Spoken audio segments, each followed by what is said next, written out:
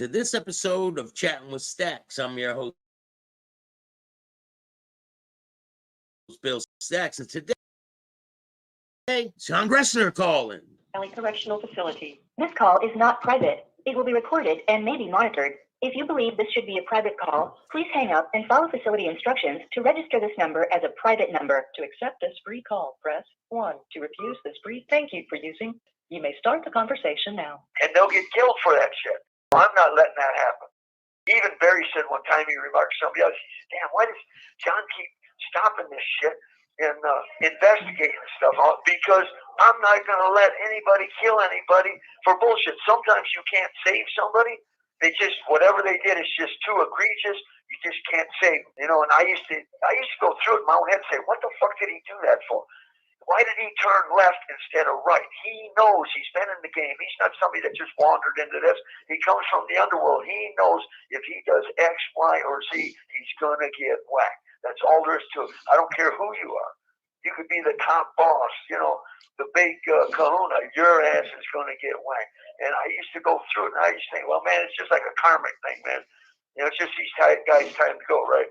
So this thing about they respected Sammy so much, I guess on his claim to fame that he's a killer. Well, the whole organization is killer. So yeah, so that's not a thing, and they're not going to let a known informant in there unless they can pull him into the corner somewhere. If there's like a $500,000 contract at Sammy, they can pull him in the corner somewhere and hot shot him or hit him with a toxin like some, you know, ricin or cyanide or something, or just go in and choke them out. I read the shit where the federal judge says the MO of the Aryan Brotherhood. He says they're stabbers and stranglers. They stab you to death and they strangle you to death with their bare hands. Hey, he cited a case. He says, Quicksilver, we'll call this guy Quicksilver. Quicksilver and his partner, they went, he says, either out of compassion or for expediency's sake, as they went in as surgeons to perform the surgery, they gave this guy general anesthesia. Then he went to explain what it was. They said they rolled in, beat him over the head with lead pipes, knocked him out, then pulled out the knives and performed the surgery, and they stabbed him to death.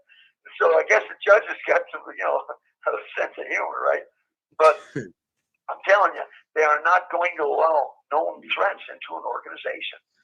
Yeah. Especially when you got the federal government in a country like this today that's going after white men. And it's going to call them all white supremacists, Aryan Brotherhoods, where they are, whether they are or not, or KKKs or whatever. So they're going to be targeting you. So you are not going to allow any known threats or informants or people that have testified on stands in criminal cases. And Sammy brought a lot of people down. You're not going to allow somebody like that in your crew. Now, can you tell me about Nicky Scarfo, how you first met him and what he was like in your dealings with Nicky Scarfo? Okay, so Nicky come in to marry him. He was in D Block with us. Nicky's just a short little dude, right? He was on the tier with me. I went down seeing him. Hey, Nicky, I'm John. How you doing? He said, I'm Nicky. I said, man, what's up? You know, welcome to our house. And he just kind of laughed, right? And me and him would spin the yards. He told me all about his case and everything, all about his stuff, all about that little kid that hung himself. He really felt bad about that. Little kid really looked up to him and believed in him. And then they started talking all this crazy stuff about Nicky and Nicky's nephew, Leonetti. He said, man, if you don't stop my uncle, he's going to kill more people than Adolf Hitler and, you know, all this shit, right? So really, this little kid hung himself, man. So that really fucked with Nicky. Nicky, and then that youngster in his crew that was coming up that he had whacked, he told me, he says, John, listen, he says he had affiliations with different areas inside this crew, and he says, man, he was a threat. He said he was a threat. He had to go. So Testa. You're talking about Testa. That's that world. That's the underworld, man. I get it. And you know how it is in the underworld. For you to get up, to move up through the ranks, you got to be you got to be a money maker. You got to be welcomed up through the ranks, or you kill your way up through the ranks. Testa was a killer. He was a killer, Nicky. He did a lot of murders for him. Yeah, I know. But sometimes, man, you're going to see things where you start perceiving a threat. If you're a killer and you're putting moves on, you're hitting people for guys. you know, a guy that's at the top, these guys at the top, especially in organized crime crews, they start tripping, thinking, man, maybe seeing things and maybe even misreading things, getting a little paranoid or so, and thinking, man, this dude here is making moves, and he's coming for me. He's coming for my spot. We're always coveting their little spots. Barry Mills used to do that all the time. Barry, you got to remember, ours was a thing where we had a commission. There wasn't no boss. So one of our guys, Slow off the coast, got into Barry's ear because we're interacting with Gotti and Nikki and all them. And these guys are, you know, bosses and godfathers and all that. So he got it in his head that he's some kind of a godfather. I told him, listen, don't get this shit fucked up. You're nobody's boss. You're my brother. Don't ever try to give me an order to go kill somebody. That guy needs to get killed. You get your shit, I'll get mine. We'll go kill him together. AB stands for Aryan Brotherhood, not Aryan Brotherhood. And don't get that shit correct. And he didn't like it, but hey, you're not my boss. You know, you are not on top of them at the top of the heap giving orders. You know, the commission does that. So Barry, it was a paranoid power and control freak. He's always seeing threats to his idea of his status and power and all that.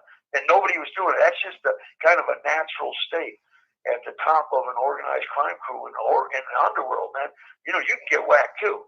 People are coveting your spot, coveting your money, coveting your power, coveting whatever. And that's the same thing with Nikki, same thing with Gotti, all of them. So it's not surprising to me the way Nikki run it down to me.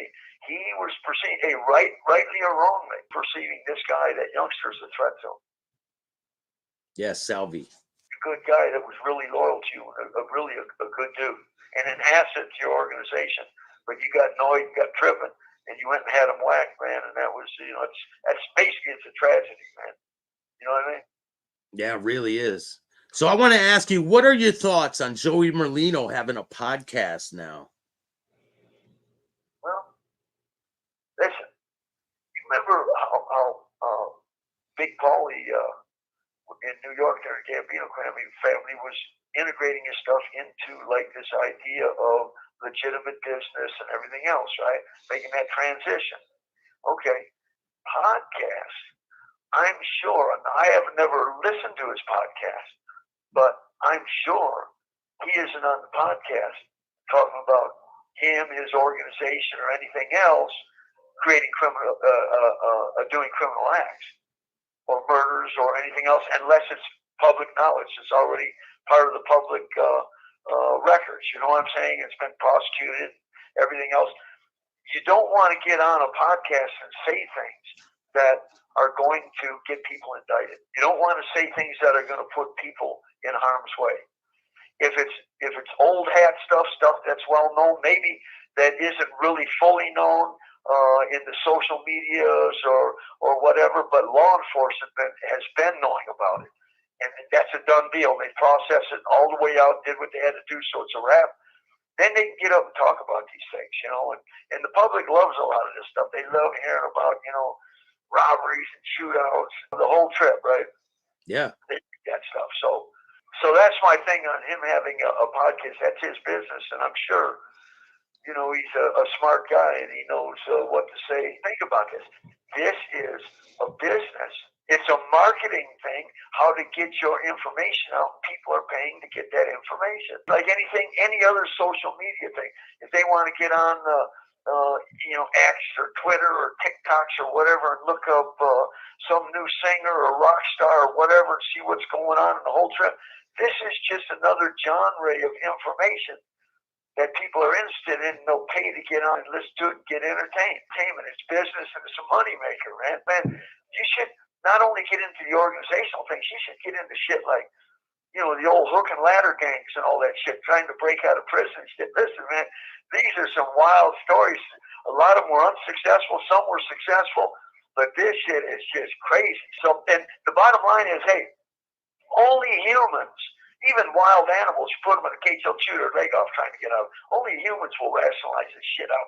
Somehow it's okay to just lay around and spend your life in a little cage, right? But there's some that are the exceptions. You know, they just burn a little hotter. Their spirit burns a little hotter, right? And they're trying to break it. And that's what it's all about. Because back in the days, you had a duty to break jail, and then if you had any partners in jail, you had a duty to break them out of jail. So nowadays it's different, man. It's a whole different mindset going. Now they're all just drug addicts, man, and they're caught up in this other stuff. You know what I mean? Did Nicky Scarfo have any problems in there? Nikki had problems one time when they brought a bunch of blacks in from Philly, and they came in. They had like a riot or something in one of their prisons out there, and they brought them in. And there was a little issue because there was a few of them in our cell block in D block with us. And then we went to them, told them, listen, man, you know, it's hands off on Nikki. Nikki's a friend of ours. This ain't happening. Whatever you guys had going on in Philadelphia, in the streets and business and rackets and whatever, that's out there. It ain't happening in here. And if it happens in here, then there's going to be some problems. So they backed off Nikki. Nikki used to be when we were playing tennis at Marion, he'd be my front court man. Because I'm like 5'8". I'm getting old. I'm shrinking. I may be 5'7.5" now, but Nikki was shorter than me. So I tell Nikki, I said, man, you stand up at the front net there, Nikki. When the ball comes to you, kill it. Tell me, doctor. He says, I got it, doctor. I'll kill it. I said, and when he'd kill it, I tell him, good kill, Nikki. And he'd just grin. And Nikki was my buddy. I was with him for a couple of years there, and then he got moved on, and then I got moved to the other side of the block because Barry started some shit. That's a kind of a different subject, but he started some stuff. He's trying to whack some brothers, saying they're no good. Takes 2 commissioners in our organization to whack them. I said, where's the evidence? He's saying they're informants. There's no evidence. I went to all the brothers. This is what he's doing. It ain't going to fly. There's no evidence. You know, our laws, if anything happens to a brother and hasn't been authorized by the commission, 2 commissioners, everybody involved is going to get whacked. I got moved over to the other side. Then Nikki went to the step down unit, C block, then B block, free transfer, then moved out to another pen somewhere.